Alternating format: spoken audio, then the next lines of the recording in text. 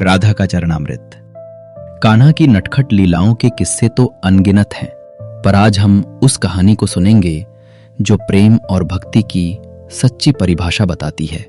एक बार गोकुल में उदासी छा गई जब सबके प्यारे कान्हा ऐसे बीमार पड़े कि उनकी सारी शरारतें थम गईं।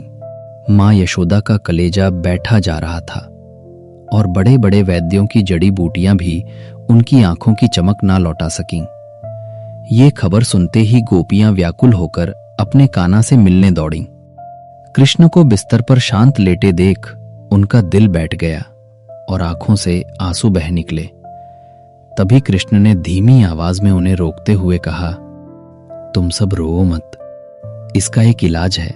सबने उत्सुकता से पूछा तो कृष्ण बोले, अगर मेरा कोई सच्चा भक्त अपने चरणों का जल मुझे पिला दे तो मुझ में फिर से चेतना लौट आएगी। ये सुनते ही सारी गोपियां सन्न रह गईं। अपने आराध्या को चरणामृत पिलाने का विचार ही उन्हें घोर पाप लगा। नरक में दंड भोगने के डर से किसी भी गोपी की हिम्मत ना हुई। लेकिन जब ये बात राधा तक पहुंची तो उसने एक पल भी नहीं सोचा।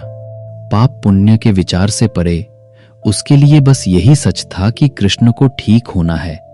उसने मन में ठान लिया, मेरे कान्हा के स्वास्थ्य के लिए मुझे अनंत कष्ट भी भोगने पड़े तो स्वीकार है। मेरे लिए तो कृष्ण ही धर्म है। यही सोचकर राधा ने तुरंत अपने चरण धोकर चरणामृत बनाया और कृष्ण के पास पहुंच गईं।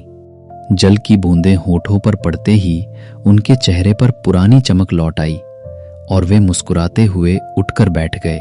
इस लीला से कृष्ण ने सिखाया कि सच्ची भक्ति डर या नियमों से परे केवल पूर्ण समर्पण मांगती है।